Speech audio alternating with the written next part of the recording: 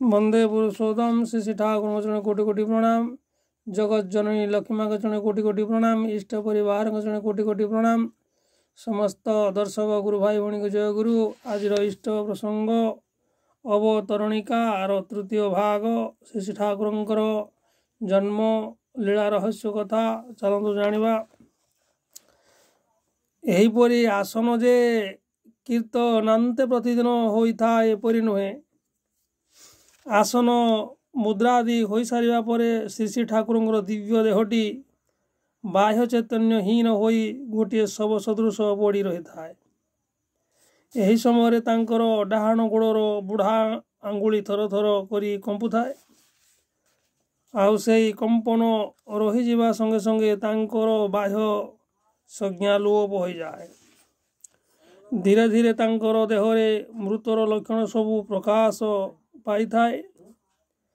गंड देशरू शरीर निम्न भाग पर्यंत ठंडा हो जाए, अषाढ़ हो जाए।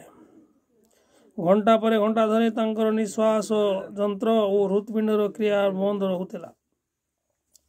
आखि भितरे हाथ देले आखिर पलक पड़ू नथिला। संदिग्ध मरा बहु लोक प्रथम निर्दय भाव से अवस्था तांकु परीक्षा करने को जाउथिले। चिमुटी काटती एपरिक ज्वलंत अंगार पर्यंत तांको शरीर में चापी धरी से भी तांकर कौनसी प्रकार संज्ञा फेरी आसी नाही। एहीपरि बही चेतनाहीन अवस्था तांकर बदन मंडल केवे ही हास्य दीप्त, केवे बा नील विगन्न, केवे बा नील विवन्न, आउ केवे बा ईशादार रक्तिम स्वर्गीय ज्योतिरे दीप्तिमान हो उठे। एहीपरि अलौकिक आत्मस्थ महाभाव अवस्थारे मझिरे मझिरे तांकर श्रीमुखरू धीर उदात स्वर नाना भाषारे उद्भूत बाणी समूह उच्चारित हुए। चेतना नाही, हृत्स्पंदन बंद, श्वास भी बंद, शरीर निथर, ठंडा अषाढ़। एपरी अवस्था तांकर कंठर विद्युत झंकार समस्तंकर मर्म भेद करी समवेत जनमंडलीर प्राण हलचल करी देउथिला।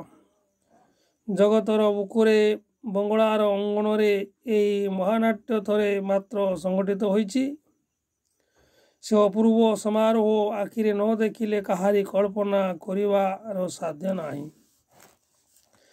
यही अद्भुतपूर्व महाभाव अवस्थारे विश्व रहस्यर गभीर तत्वपूर्ण अपूर्व बाणी समूह तांकर कंठरू बाहरी आसुतला। यही महारहस्यमय घटना किपरि करी जे संभव हेउतला ताहा बुद्धि राज्य धरा दिए नाही। विज्ञान आज मध्य ताहा व्याख्या करि पारे ना।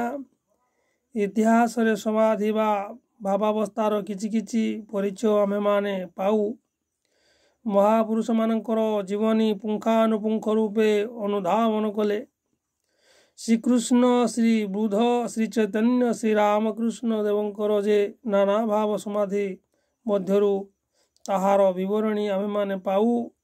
किंतु संपूर्ण बहिर्चेतना शून्य हृत्स्पंदन विहीन अवस्थारे एते गभीर तत्वपूर्ण कथा अनर्गल कही चलिबा यह गोटे एपरि नूतन जिनिस जार परिचय मनीष इतिहास रे कदापि लाभ करि नाही। बाणी गुड़िक पाठ कले बुझा जाए जे से गुड़िक विभिन्न स्तरर विभिन्न अवस्थार ताहा विशेष भाव रे बुझा जाए। केतेबेले सृष्टितत्व, धर्मतत्व, सार्वजनीन भातृभाव, नाम ओ कीर्तन, महात्म्य प्रमुख सार्वजनीन विश्व कल्याणकर भाव समूह उच्चारित हुए। केतेबेले मध्य जगतर भूत और भविष्यत बहु विषयर कथा उच्चारित हुए। पुणी केतेबेले बा बाणी समूह रे उपस्थित थिबा व्यक्ति विशेषंकर मनर नाना प्रश्नर उत्तर थाए। प्रतिदिनर बाणीर आउ गोटे वैशिष्ट्य थिला यही जे सही दिन श्री श्री ठाकुर जो समस्त कार्य करती मस्तिष्क ताहार जो छाप थाए सही विषय गुड़िक बाणी शेष क्रमे क्रमे ସମସ୍ତ ହିଁ ଗ୍ରାମଫୋନ୍ର ରେକର୍ଡ଼ ପରି ପ୍ରକାଶିତ ହୋଇଯାଉଥାଏ। ସମସ୍ତ ଦିନର ଗୋପନୀୟ କଥା ଓ ଚିନ୍ତା ପର୍ଯ୍ୟନ୍ତ ବାହାରି ଆସେ। ଘଣ୍ଟା ପରେ ଘଣ୍ଟା ଏହିପରି ଚେତନାହୀନ ଅବସ୍ଥାରେ ହିଁ ବାଣୀ ନିର୍ଗତ ହେଉଥାଏ। ତାହାପରେ ଧୀରେ ଧୀରେ ସଜ୍ଞା ଫେରିଆସେ। ସେତେବେଳେ ସେ ପିପାସାରେ କାତର ହୋଇ ଜଳ ଜଳ ବୋଲି ପାଟି କରି ଉଠନ୍ତି। ଜଳ ମାଗିଲେ ହିଁ ବୁଝାଯାଏ ଯେ ଏଥର ସଜ୍ଞା ଫେରି ଆସିଛି। ସେତେବେଳେ କିଛିଟା ଜଳପାନ କରି ତମାଖୁର ହୁକା ମାଗନ୍ତି ଏବଂ ସାଧାରଣ ସୁସ୍ଥ ଅବସ୍ଥାକୁ ଫେରି ଆସନ୍ତି। କେତେବେଳେ କାହାରି ଗୀତ ଶୁଣୁ ଶୁଣୁ ଏପରି ଅବସ୍ଥା ହୁଏ। କେତେବେଳେ ବା କୀର୍ତ୍ତନରେ, କେତେବେଳେ ଖୁବ୍ ଉଚ୍ଚ ଆଲୋଚନା ଓ ଭାବୋନ୍ମାଦନାର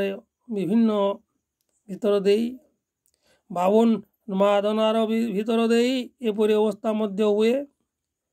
ଅର୍ଦ୍ଧଭାବାବସ୍ଥାରେ କେବେ କେବେ କୀର୍ତ୍ତନ ରହିଗଲେ ସେ ଖୁବ୍ ହିଁ କଷ୍ଟ ଅନୁଭବ କରନ୍ତି। ସେହି ଅବସ୍ଥାରେ କୌଣସି ଅଶୁଚି ବ୍ୟକ୍ତି ଅଶୁଚି ଦେହ ଓ ମନ ନେଇ ତାଙ୍କୁ ସ୍ପର୍ଶ କଲେ ଅବ୍ୟକ୍ତ ଯନ୍ତ୍ରଣାରେ ତାଙ୍କର ସମସ୍ତ ଶରୀର ଦୋହଲି ଉଠେ।